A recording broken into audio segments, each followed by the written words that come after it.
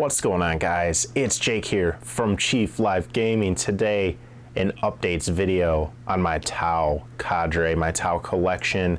I've finally decided on a paint scheme, and I'm ready to show you guys what I've been working on, kind of talk about my thoughts, and just a few other little things I've been kind of toying with here. So, I've been wanting to make this video really for about 2 weeks now, and I got this awful cold.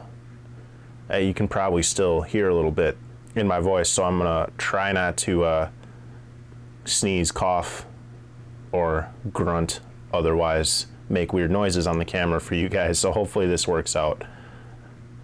All right, guys, let's take a look. There's a couple things I want to show you in this video.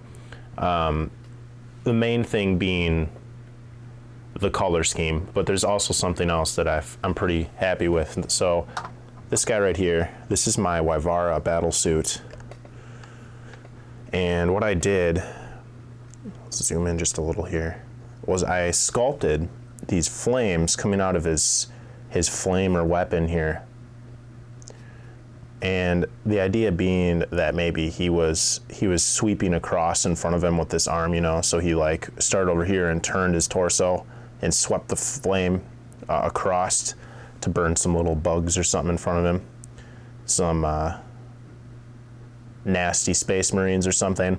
And so we've got this flame effect here, which I think turned out okay. I just want to kind of give you guys a look at it. It's the flames are a little bigger towards the bottom and a little more natural looking in a way. They kind of stand up on their own.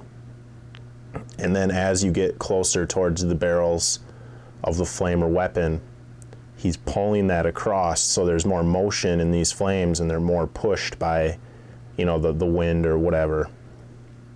So they're just the flames themselves are laid down a little more. Yeah, that's kind of the effect I wanted to go for, a little bit of motion in that flame effect. And it was a little bit tricky to do that time.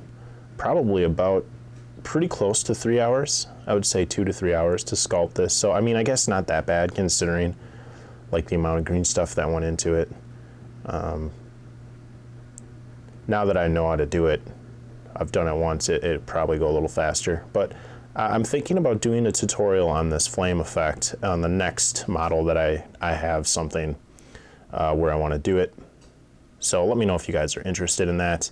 And I also am thinking of doing a painting tutorial on flames, more of like an experimental thing, because I don't really know how to paint flames and I'm gonna have to figure it out. So we might see more content from this model. So this is the Wyvara, the Y-Tide. He is going to be the centerpiece of my Tau collection.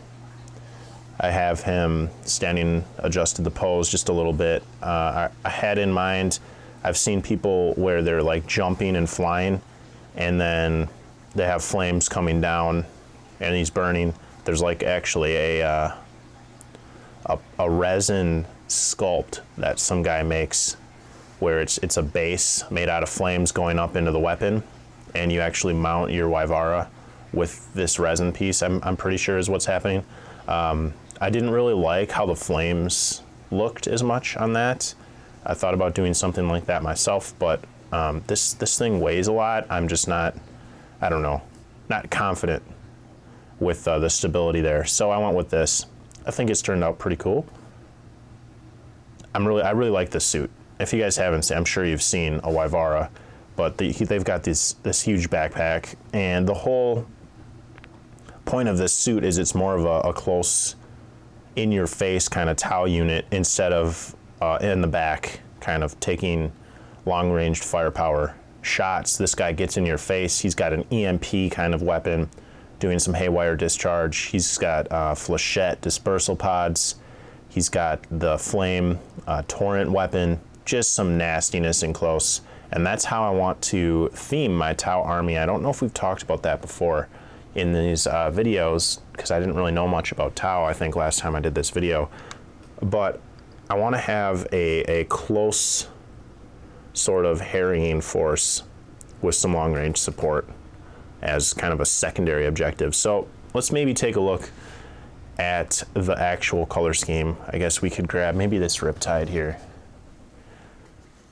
And his pose is a little funky. This was not something that I put together. I might have to adjust it because he's kind of got the Fat Joe lean back thing going on here. So dead simple for this color scheme, guys. It's just Vallejo Arctic Blue. It's a metallic color. So you see that as I move him here, you get that reflection. It almost highlights itself because it's so reflective. And for a tabletop quality army, I think it's amazing to use metallic paints. So I would highly recommend you guys try that.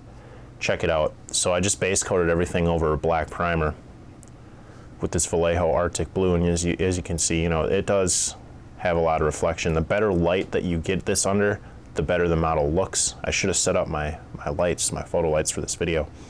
Let's move our way down so we get a little bit better of a perspective on this guy. Here we are. So from there, I highlighted the like cracks in the armor. Maybe you better see like this one here. There's some gaps all over this model, and I went for like a Tron sort of look. So we've got orange, yellow, and red worked in with some glazing, and just kind of blended those together to give a kind of a neat little effect. And this is really where I'm going to leave the paint scheme for now. I like to paint things in stages. So this is what I like to think of as stage one for my Tau collection. I'll paint everything to this standard, and once it's all done, you know, it's definitely playable on the table and looks pretty okay. From there, I'll leave it for a little while, let it simmer, let it sit, let it marinate. Can't even talk. Marinate. And then come back to it after some time to bring it up another level and keep doing that until I'm satisfied, which is, you know, I'm always changing my paint schemes or updating them a little. So it's tough, but that's how I like to do it. Keeps it interesting, keeps it fresh. So there's the paint scheme.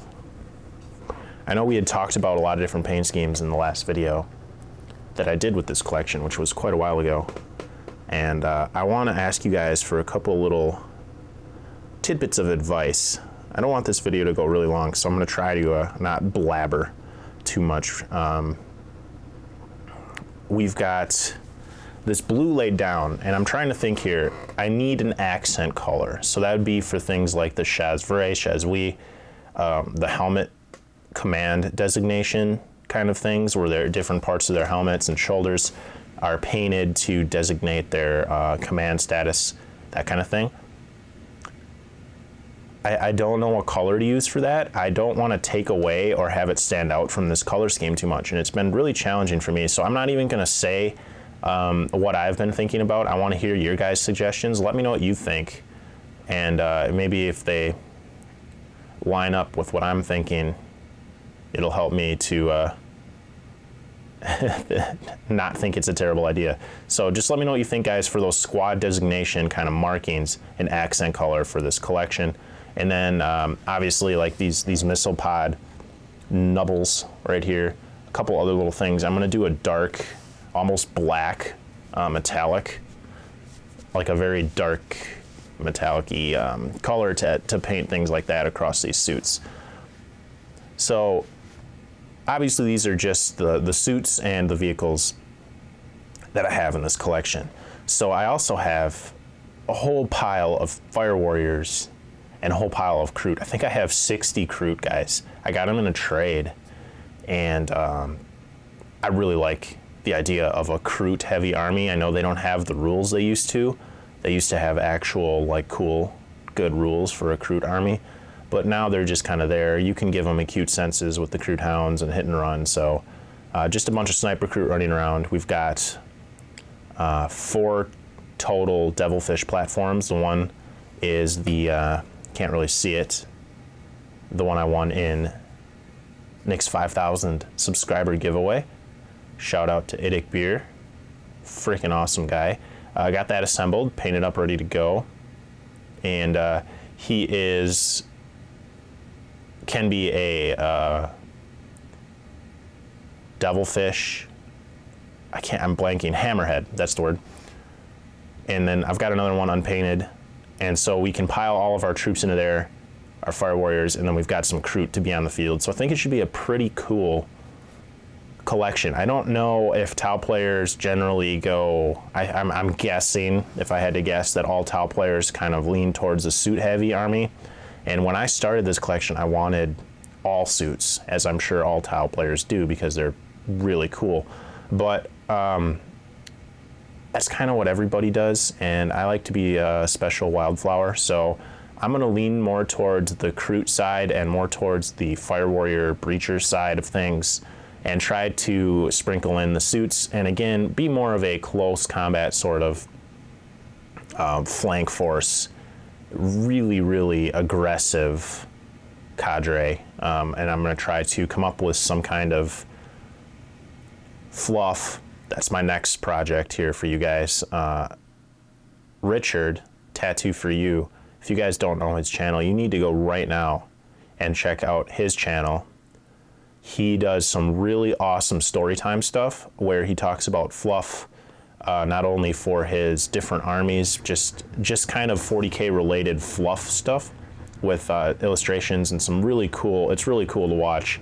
I want to do kind of a backstory for this cadre, which is based off of the Farsight Enclaves, kind of maybe a Fire Warrior that was under the command of Commander Farsight on the planet where they were fighting and he picked up the Dawn Blade.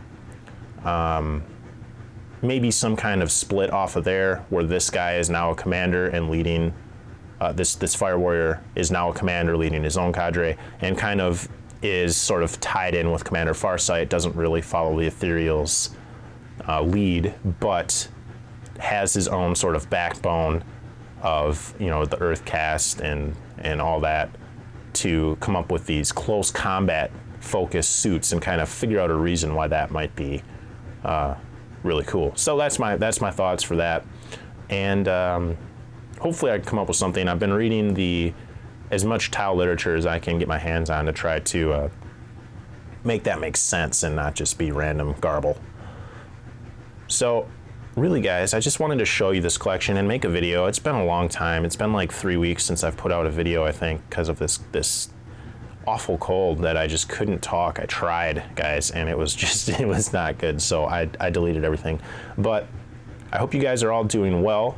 I hope you enjoy kind of looking at the collection, maybe have some thoughts on it, and just wanted to kind of throw everything out there for you guys. So thanks for watching. We'll have some tutorial content coming soon again on this Wyvara back here. Gonna get him started soon and get some video content going for him and a couple other things in the works. So I hope you guys look forward to it, and I hope you're having a great day. Thanks for watching, and I'll see you in the next video.